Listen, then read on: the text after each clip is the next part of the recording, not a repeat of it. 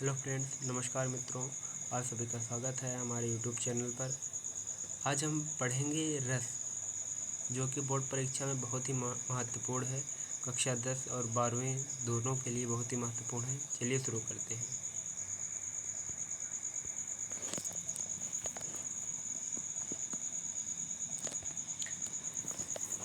तो हम आज पढ़ेंगे रस पढ़ेंगे और उसकी परिभाषा को देखेंगे। रस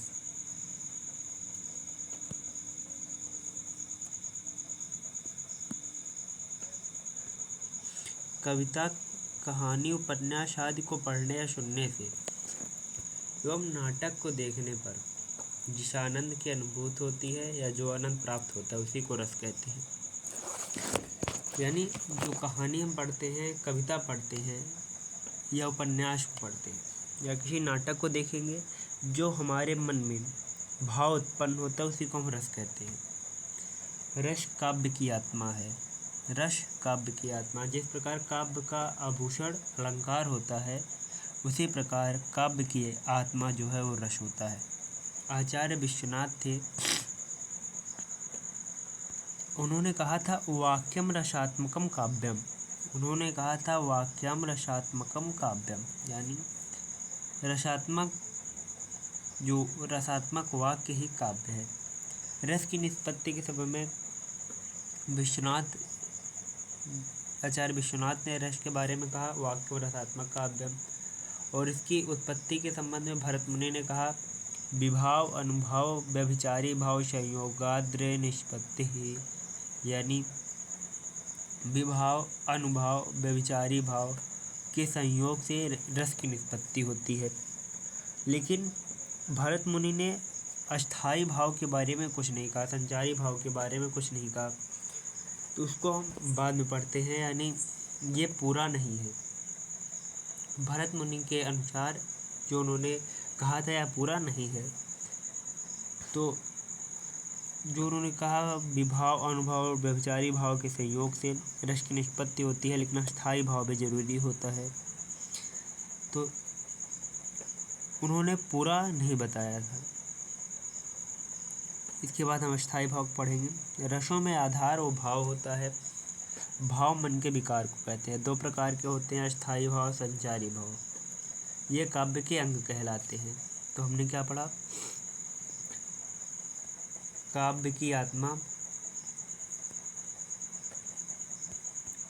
आत्मा जो होती है वो रस होता है। काव्य का आभूषण अलंकार होता है। काव्य का अंग अस्थाई भाव या संचारी भाव होते हैं। चलिए नेक्स्ट पेज पर चलते हैं। अब अस्थाई भाव पढ़ेंगे। अस्थाई भाव इस रूप में पुष्ट या परिणत होने वाला तथा संपूर्ण प्रसंग में व्याप्त रहने वाला अस्थाई भाव कहलाता है। अस्थाई भाव कहलाता है, यानी जो किसी कविता अगर कहानी को हम पढ़ते हैं तो जो भाव उत्पन्न होता है हमारे मन में, उसी को हम अस्थाई भाव कहते हैं, जो अस्थाई रूप से विद्यमान रहता है। इसकी संख्या 9 मानी गई है। रति, हास, ये दास नहीं हास है, इसको हम सही करते हैं। हास, शोक, क्रोध, उत्साह, भय, जुगुप्सा, निर्वेद, विस्मय। बाद में वात्सल्य नामक अस्थाई भाव 10वां अस्थाई भाव शामिल किया गया, यानी अस्थाई भाव की संख्या कितनी है? 10। अस्थाई भाव की जो संख्या है वो 10 है। हम पढ़ेंगे विभाव। विभाव किसे कहते हैं?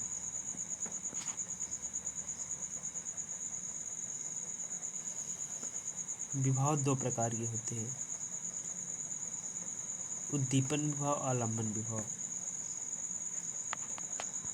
अब हम पढ़ेंगे विभाव को। विभाव किसे कहते हैं?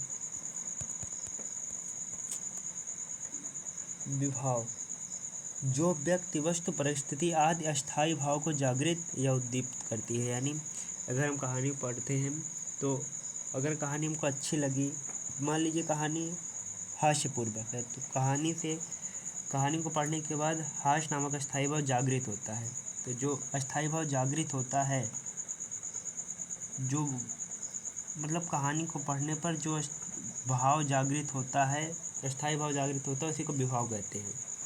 विभाव जो होता है ये दो प्रकार का होता है, आलम्बन विभाव, आलम्बन उद्दीपन, आलम्बन विभाव, उद्दीपन विभाव। तो हम पढ़ेंगे आलम्बन विभाव।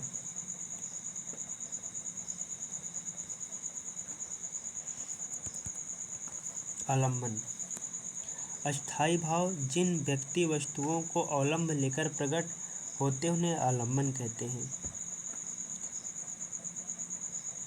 यानी अगर हमने कहानी को पढ़ा तो कहानी आलम्बन हो गया, ठीक। और आलम्बन के भी दो भेद होते हैं। हमने क्या पढ़ा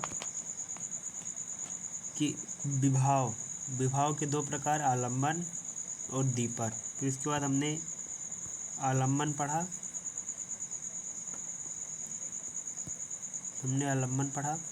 आलम्बन के भी दो प्रकार, आश्रय विषय, आश्रय और विषय। आश्रय किसे कहते हैं? जिस व्यक्ति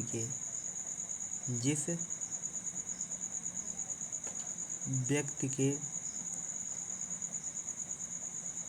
मन में अस्थाई भाव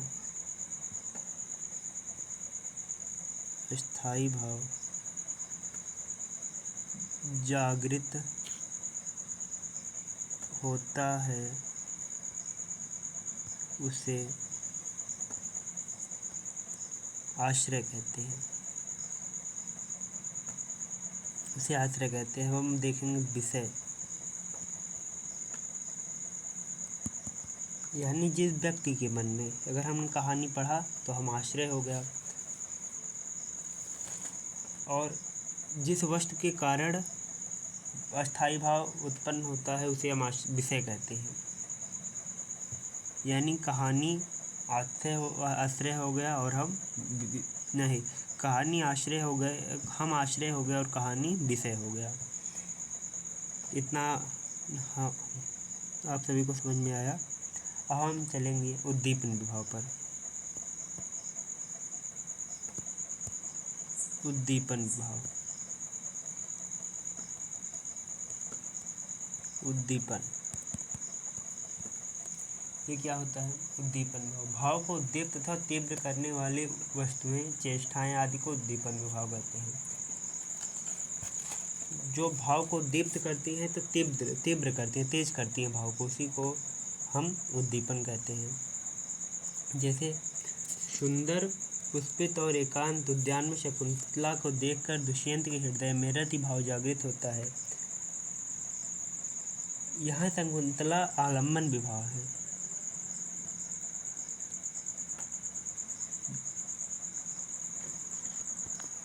हमें लगता है आपको उद्दीपन भाव समझ में आया होगा। अब इसके बाद हमारा नेक्स्ट टॉपिक है अनुभव। देखिए, उद्दीपन भाव को उद्दीप्त अथवा तीव्र करने वाली वस्तुएं, चेष्टाएं आदि को उद्दीपन विभाव कहते हैं। उदाहरण के लिए जैसे सुंदर पुष्पित और एकांत उद्यान में शकुंतला को देखकर दुष्यंत के हृदय में रति भाव जागृत होता है, शकुंतला आलम्बन विभाव है। पुष्पित और एकांत उद्यान उद्दीपन विभाव है। दुष्यंत आश्रय है। प्रायः नायक एवं नायिका आलम्बन विभाव होते हैं। श्रृंगार के उद्दीपन विभाव प्रायः बसंतकाल, उद्यान, शीतल, मंद सुगंधित पवन, प्रंद, गुंजन इत्यादि होते हैं। अब हम पढ़ेंगे अनुभव किसे कहते हैं? आश्रयगत आलम्बन की उन चेष्टाओं को अस्थाई भाव का अनुभव कराती है, उन्हें हम अनुभव कहते हैं। यानी जो आश्रयगत आलम्बन की चेष्टाओं को अनुभव कराती है, उन्हें अस्थाई भाव का जो अनुभव कराती है, उन्हें अनुभव कहते हैं। अनुभव के 4 प्रकार होते हैं, कायिक, मानसिक, आहार और सात्विक। तो कायिक में हमारा आएगा आँख, भौं, हाथ आदि। कायिक में क्या आएगा? कायिक अनुभव। कायिक अनुभव में आँख, भौं, हाथ, यानी जो शरीर के अंगों द्वारा, सीधे सीधे हम कह सकते हैं शरीर के अंगों की चेष्टाओं द्वारा यानी कायिक अनुभव में आँख, भौं, हाथ यानी जो शरीर के अंगों द्वारा होते हैं उन्हें हम कायिक अनुभव कहते हैं। मानसिक चेष्टाओं को मानसिक अनुभव कहते हैं। आहार्य अनुभव कैसे कहते हैं? वेशभूषा से जो भाव प्रदर्शित किए जाते हैं उन्हें आहार्य अनुभव कहते हैं। सात्विक अनुभव किसे कहते हैं? शरीर के सहज अंग विकार को सात्विक अनुभव कहते हैं। चलिए हम संचारी भाव पर चलते हैं।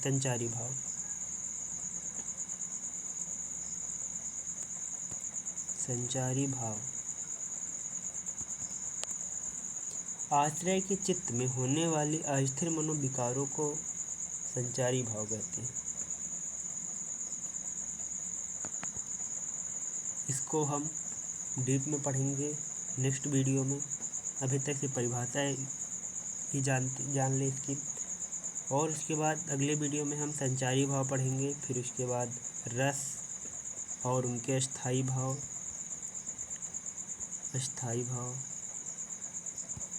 रस के प्रकार, रस के जो प्रकार होते हैं वो 10 प्रकार होते हैं।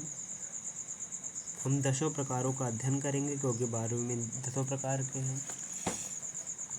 10 प्रकार का हम उदाहरण सहित अध्ययन करेंगे। बस इसके बाद हमारा रस कंप्लीट हो जाएगा। ये पार्ट 1 था। पार्ट 2 नेक्स्ट वीडियो में। हेलो फ्रेंड्स, हमें लगता है आपको यह वीडियो अच्छी लगी होगी। अगर आपको अच्छी लगी हो तो लाइक कमेंट ज़रूर कीजिएगा, साथ में सब्सक्राइब कीजिएगा। धन्यवाद।